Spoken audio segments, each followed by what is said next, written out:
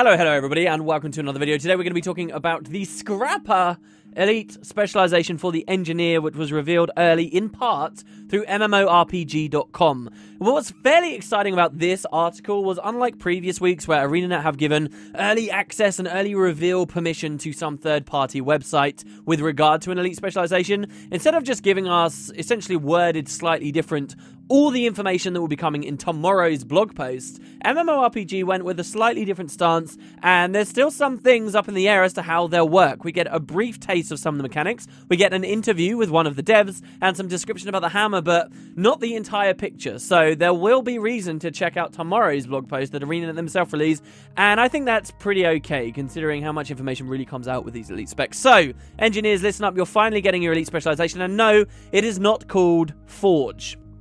Let's be honest, I know some of you guys liked the idea. You liked the idea of in some like fiery tank machine of war that would march into battle in this almost heavy armor looking setup and smashing face like a machine of war. And I know some of you, maybe, I heard about this just today, were looking at a comic book character supposedly called Forge 2 that seemed kind of fitting, kind of in line. We already have the Daredevil though to match one of the comic book character names. All right, we're not doing that one again. Instead we get the name Scrapper.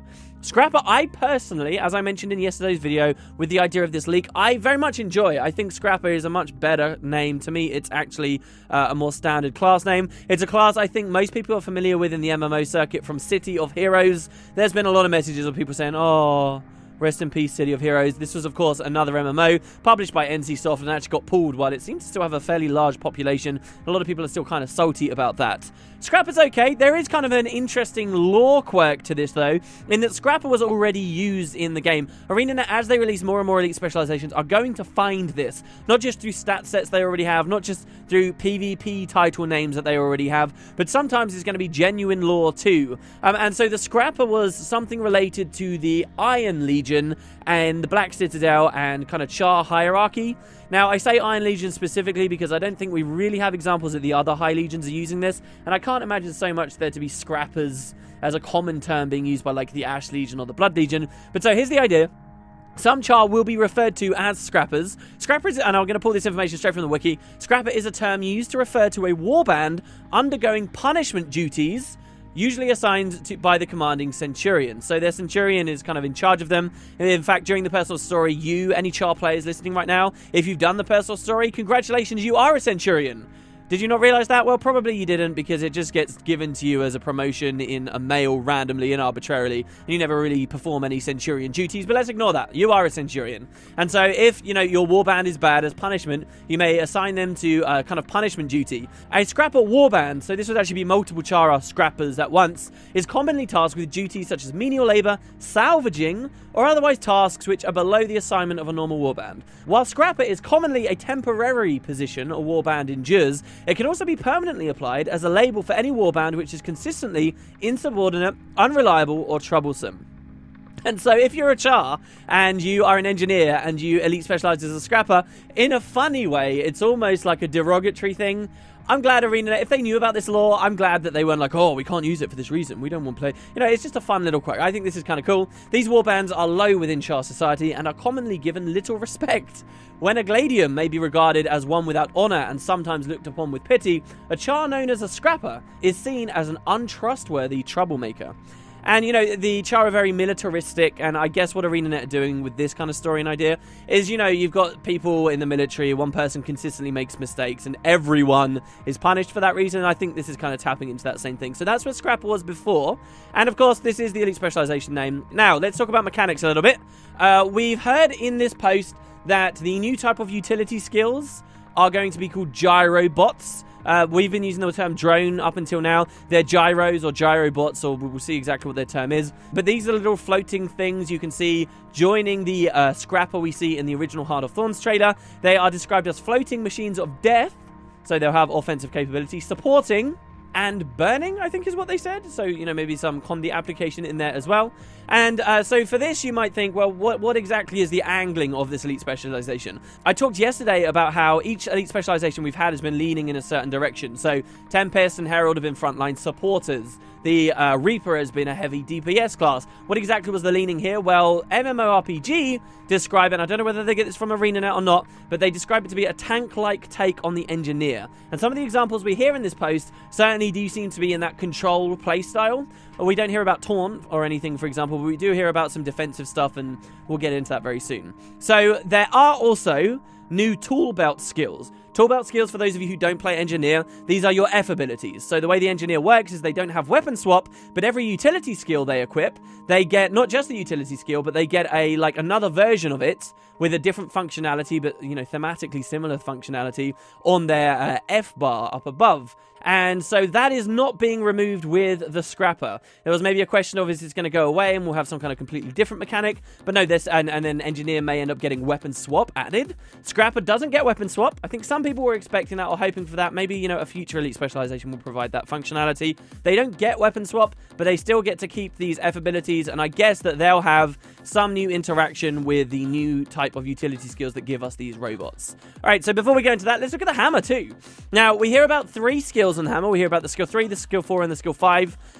You know, you can look at these as some of the most important ones on that weapon too, because these are probably going to be the higher cooldown ones, or, you know, the more specific things with bigger tails that you're going to want to counterplay against and do, you know, prominent stuff. So first we get Rocket Charge. This is the skill 3. We heard about this before in, like, the leak. We heard there was an ability that would leap multiple times. Now, my immediate reaction to this was a little bit like when they revealed the Berserker, and they talked to us about how you could turn an enemy into a projectile that would then hit other enemies. And because they used the word projectile, I immediately started thinking of the combo system, and, you know, that this was talking about combo fields and finishers. And I did the same thing with this article. I read that it would be multiple leaps, and I thought it was going to be a lot like that Warrior Grandmaster, where you use one leap and you, like, get it to trigger twice. No, no, no. This is one skill that will physically move you multiple times. I think the theme of the skill is that you're using your rocket boots, which, of course, we only really see usage on the utility skill rocket boots, and you charge forward with your hammer, exploding yourself into the air with your rocket boots. You land, and then you leap again, and then you land, and then you leap again. It does it 3 times. So you kind of leapfrog forward. This is a big gap closer, and obviously a huge compliment for the Engineer, who, in the end, are now going to be using melee stuff. So the hammer itself is important for the ArenaNet. They actually said, when they were looking at designing an elite specialization for the Engineer, though they kind of have melee options, they didn't just have the toolkit, which had a melee auto attack, but they also had the flamethrower, and that in some ways was kind of melee-ish. But they said that the default Engineer really didn't tap into that too much, and having it properly on a weapon was important to them. I'm very glad that they went with hammer, which is, of course, two-handed, because Engineer really don't have that many options. They've got rifle, or they've got pistol shield. That's it. So at least as a scrapper, you've got your hammer as well, and some gap closers are sorely needed. The next one is Shock Shield. Now, this is the skill 4 on the hammer. So even though it's called Shock Shield, don't get too mistaken. This isn't a shield skill or anything. This is a hammer skill. And they describe this to magnetize the hammer, which will then attack enemies and block attacks. My mind is immediately jumping to, like, current Shield 5 on Engineer electrifies your shield, and if someone attacks you, they immediately get stunned back. I'm guessing it's something more of an offensive version of that. Remember, this is the skill 4, so this is going to feel a lot like many other classes that have, like, for example, Greatsword on the Ranger, right? That's your skill 4, and you're blocking with it. And I'm guessing this will be very similar, you know, it's that kind of counter-attack if someone strikes you while you are blocking. Then, lastly, we have skill 5. Skill 5 is called Thunderclap. Now, Thunderclap is a really funny name for a skill. First of all, you'll notice it's very lightning-y. I will say that the Scrapper, though they've got kind of these drones and stuff, the theme of the Scrapper, it's not, you know, the elixir side of the Engineer, it's not the fiery, explosive side of the Engineer, it's actually more of the electrical side of the Engineer, and electricity is a big thing with the hammer and with these, like, little drones that you have flying around with you, the Gyrobots, and so this one is, again, another big electric attack. Thunderclap's funny, though. Why did they go with Thunderclap? Because Thunderclap was a cool skill in the first game. Not particularly widely used. It was one of these skills that had a massive effect but was too costly to use. But the thing is, Thunderclap has already been put into Guild Wars 2 twice already. And I'm not talking about weird, like, obscure skills you might find on environmental weapons out in the open world that, you know, you're only going to see a little while, maybe in a random personal story instance. Thunderclap is used widely across all game types at the moment.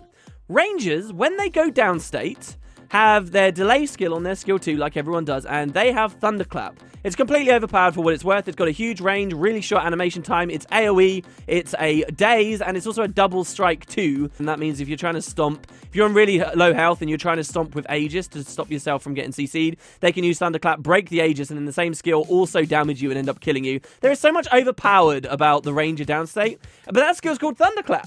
And it seems that ArenaNet have neglected it to such a degree that they don't even know what it's called. And so now, you know, Engineer gets Thunderclap too. I can't see this lasting for very long. That's genuinely just going to cause a bit of unwanted confusion, no?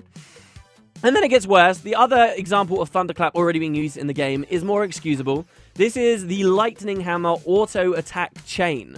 So the auto attack chain will go, it will swing once and do nothing, maybe a Vuln or something. Swing once again, do nothing. But then the third strike is called Thunderclap. And the third strike will slam down, it will blind people in the area and serve as a blast finisher on a very high base damage modifier. And that's why Lightning Hammer sort of saw some use in PvE for a while. So I can kind of forgive the devs for, you know, using Thunderclap on this because they forgot about it on the Lightning Hammer, but even on the Ranger downstate 2 also. So there you go, 3 commonly used abilities in Guild Wars 2, all sharing the same name. But, so what does it do? This calls down bolts of electricity that will stun enemies. Again, more of kind of this CC control-oriented stuff. Deal damage over time, and it will drop a lightning field at the point of impact. The lightning field's interesting to me because lightning field is probably, especially when you like consider the chill field on the Reaper and stuff, the rarest type of field we have in Guild Wars 2. Really, there is, what, 2 ways to drop it? There's Elementalist Star 5, and there's Elementalist Lightning Hammer 5. Who else drops lightning fields? Nobody, right? Oh, you can also take full damage in Air Attunement as an Elementalist with the trait and also generate one.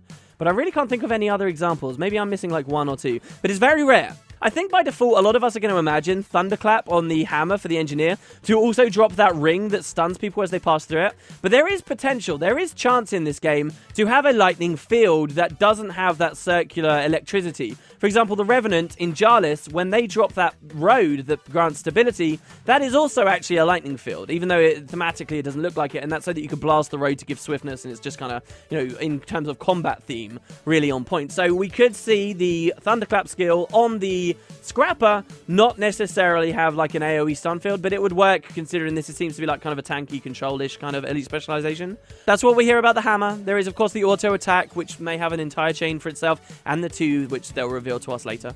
And then they talk to us a little bit. There's no information about traits here for what it's worth. They cap things off by talking about the gyros. Now, the only direct example of one they've given us is the Purge gyro, which will zip around, as they say, cleansing conditions every so often. I mean, I take no offense to the idea of this being a utility skill. They say, you know, oh, NGs don't particularly have great condi cleanse. If they run elixirs, they kind of do, and this is like one of those things that incentivizes people to go elixir kind of playstyle. They've got the elixir gun as well, which cleanses condis on the floor. They've got some, but sure, right, you know, like, this is okay, but the main thing with this ability is going to be decided on its balance. You know, as someone quite handily put it on Reddit, if this thing is like 1 condi cleanse every 10 seconds, like we see on some signets at the moment, really, people aren't going to care. It also depends on what else that gyro can do, because like engineered turrets, these things seem to have more than just like a passive effect that procs around. So turrets, if you don't play NG, you can drop them, and then you have 2 options once the turret, you got 3 options once the turret's on the floor. Number 1, you can press F on it to pick it up and put it on a lower cooldown. Number 2, you can use your tool belt to explode the turret, which will function as a blast finisher, so you can combo it with fields, and then you can trait it to be knockback and stuff like that. Or, on just your regular ability, you can choose to overcharge the turret, and so it will do a more powerful effect. So, for example, the net turret, instead of firing, you know, regular immobilizing nets, it will supercharge itself, and it will fire like this mega net that stuns people as well at the same time. And so what are the gyros going to get? I do think that they'll have, you know, some kind of overcharge mechanic, and I also think that their tool belt equivalent isn't going to be like a detonate, or this article doesn't seem to suggest it. Instead of being a detonate, it will be something else.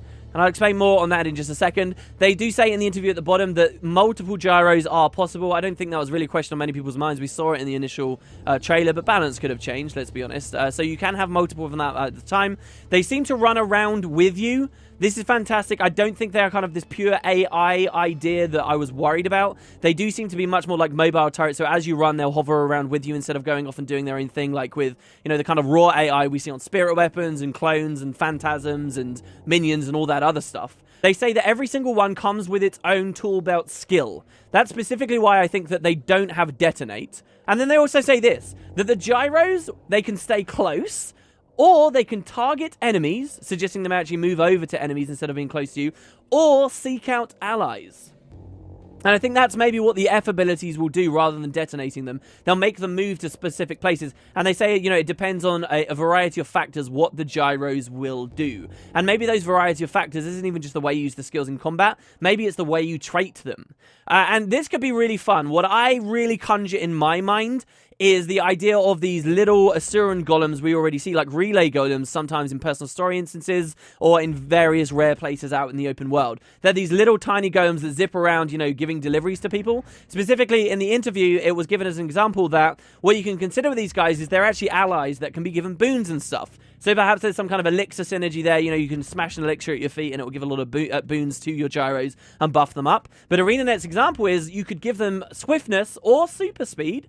Apparently this class is quite apt at giving super speed. And that will enable them to have a fast payload delivery. Whatever that means. So I think, you know, you might have an idea where you can activate this gyro after it's already been, you know, summoned to the field or whatever, or built into the field. And you can, you know, throw some super speed on it and tell it to run over to an ally, and then it will give it like a big pulse heal or a big pulse cleanse or something like that and come back to you. And similar for the offensive ones, they'll move over to an enemy, unleash some big effect, and then float back to you again to give you kind of their passives. So that's the way I sort of envisioned it to work, but they didn't explain too much. The closest thing we currently see in the game engine, as far as I can see, to how these might work is actually on the Ranger, search and rescue. Nobody really uses this skill. It's got a disgusting cooldown. It's highly situational. It bugs out as well, let's be clear. But search and rescue is you can kind of command your pets to run over and res an ally for you. I believe there's still a trait in the game as well where when you start resing an ally, your pet will help you res them too. But this is kind of an idea of where you can command some AI to go directly to an ally and do something for them. And I think that that's what the gyros are really going to play into. And I like that idea because it makes them very distinct to all the other kind of AI-ish stuff we've got going on. And that's pretty much it. That's what the article said for us. I do think there's a lot to speculate on already at this point. I never really tapped on this a second ago, but this idea that the Scrapper has a lot of advanced access to granting super speed, they say like there's a trait that allows them to do this. They specifically were asked, what is their role in raids? You know, how well can they do in raids? Which is an interesting question. And ArenaNet kind of answered by citing this super speed and saying that can help your allies get to where they need to be. Now, if we think of raids as kind of these heavily Wildstar style, heavily telegraphed, large encounters that require a lot of very specific movement to get out of kill zones or get to specific places for burn phases, then yes, super speed is going to be really, really useful. And if you really don't understand what I'm talking about, just look up like Wildstar raid telegraphs here on YouTube after my video ends, and you'll see the kind of things that we could be seeing in ArenaNet's content and how useful super speed would be in those situations. So there you go. That's the first little dip of the Scrapper.